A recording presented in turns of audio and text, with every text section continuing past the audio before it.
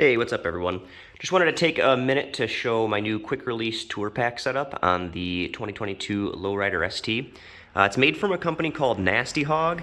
It's basically supposed to be like a replica of the original FXRT Sport Glide tour pack, if you know what that looks like. It seems to match pretty well, and it's definitely pretty well built. So let's get into it. Okay, so first of all, in order to open it up, you've got these little locking tabs. If it's unlocked, you just flip that open, and pull it up. So it opens from the rear up. So some tour packs will go the opposite way, but that's the way that the original FXRT went, and that's the way that this is designed to go.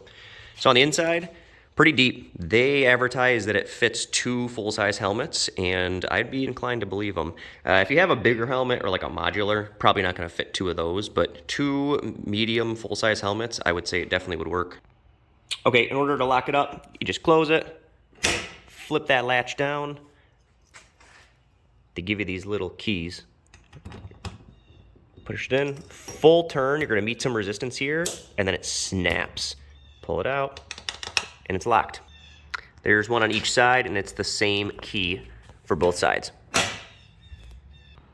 Okay, so when you order it, you get the option to choose from one of 2 backrests. You've got the chopped backrest or the backrest with the arm rests. For some reason, they sent me both. I ordered just the small one. It came in a separate package. And then when the tour pack actually came in the box, it was inside. So I opened it up and it was like a little prize inside. I got another backrest. So let's take a look at both of those. Okay, so you do have to drill. You got to drill pretty much everything on this tour pack. You have to drill for the mounting locations onto the mounting rack. You've got to drill for the backrest. And if you want to put the rack on top, which I'll show in a minute here, you have to drill for that too. So this is the small one. Kind of hard to show, but it's contoured to kind of fit over the top of the tour pack. So I haven't drilled it yet. This is the one I'm going to put on, but yeah, this will be just nice and low profile. But if you're going to have a passenger all the time, this one's pretty cool too. It's like full size, definitely going to be a little bit more comfortable. And again, I mean, that just lines right up there. Okay, another option you have is the top rack that comes with it. Well, it doesn't come with it. The tour pack's $250, and this is an extra $30. So pretty decent deal, but this does look like the one that came on the original FXRT as well, if you care about that. So again, you do have to drill for it if you want to put it on. I am gonna put it on, but I want to powder coat it black first so it matches everything. It's a little crusty looking, but you know, for $30, it's a pretty decent buy. Also, I want to mention the vivid black seems to match the bike pretty well. The bike is super dusty right now, but all right, so I want to show the mounting plate that it's on. This is quick release, so I'm going to show you how that works.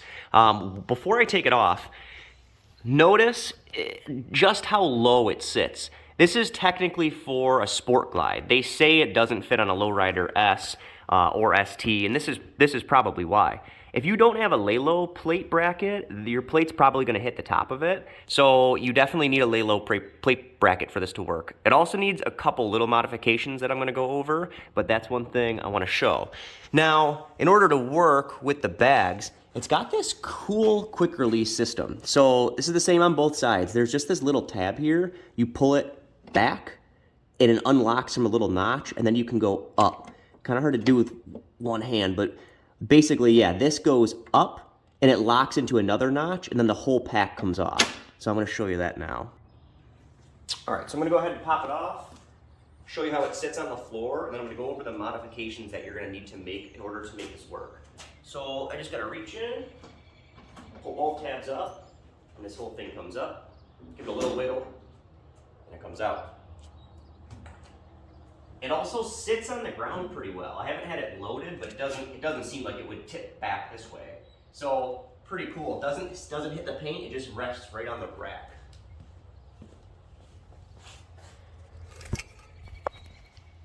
All right, now you're gonna see it comes with these little rubber bushings. These do come out, but mine are super glued in. This is kind of strange. Now, when I got them from the factory, they were really wide. can see how skinny I had to make them, just barely wider than the rack. For some reason, they actually had them spaced to fit the width of the rear size. Like on all the factory docking hardware, the rear is a little bit wider than the front.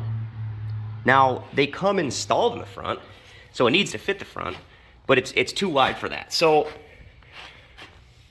basically, I just took them out. I took a jeweler's saw and I just cut about half of the width off. These things were super wide.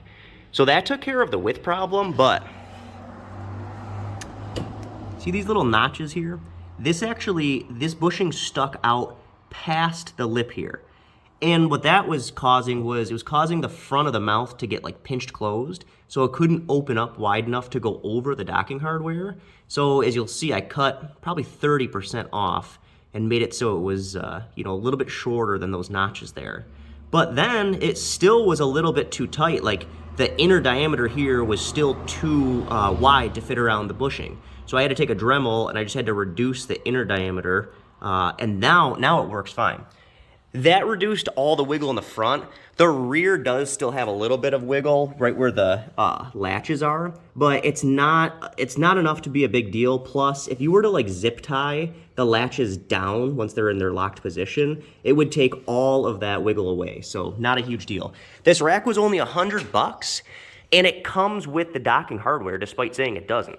The docking hardware from Harley is like $50, so really that's a pretty awesome deal. And that comes black also. So for $100, I really don't think you can go wrong. All right, so while this is off, I just wanted to show also, when you get your lowrider ST, this is the bushing that's gonna be in place. I forget which way it goes, probably this way.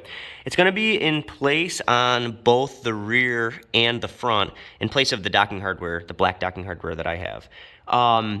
You have the right bolt length and the spacer is the right length, but you're gonna need to take the hardware off. You're gonna need to take this bushing out, slide the other docking hardware, the second set of docking hardware in, and then bolt it all back together. So if you're looking at your lowrider ST and you're like, man, I don't have that black piece, mine's chrome. Yeah, this has to come off and then that's gotta go on. All right, I'm gonna put it back on here. I wanna show another cool thing too, because when you put it on, you don't have to take the latches and push them down yourself. It'll just click itself into place, which is pretty convenient, especially if this thing was loaded up and heavy. You just gotta line it up in the front and kind of tip it in. Once it's lined up, you just gotta push down in the rear and it locks itself in. I mean, that's good to go.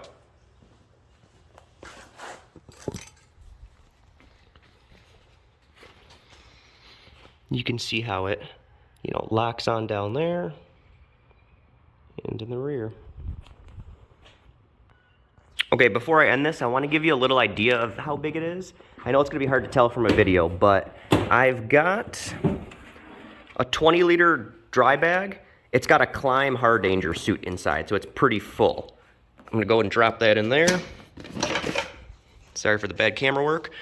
Tons of room, though. I mean, really, you could fit, if you scrunch that, I mean, there's a lot more room in there. Plus, keep in mind, that's like flush with the lip here, but that lid is really, really deep. So there's a lot more space a lot more stuff you could pack on top of that and still get it to close. So if I had to guess, I'd say this thing's probably between 40 and 50 liters of storage, which is a lot. It doesn't look that big from the outside, especially, when you've got the bags on the bike, but it's pretty decent.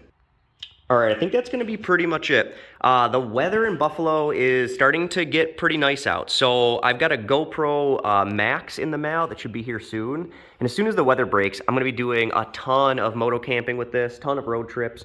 Pretty much every weekend that isn't pouring rain, and even some weekends that are pouring rain, I'll be out there on the road. So stay tuned, keep watching the videos, and I'll try to make some cool content for you guys. If you got any questions, feel free to leave comments, and I'll do my best to answer them. Thanks.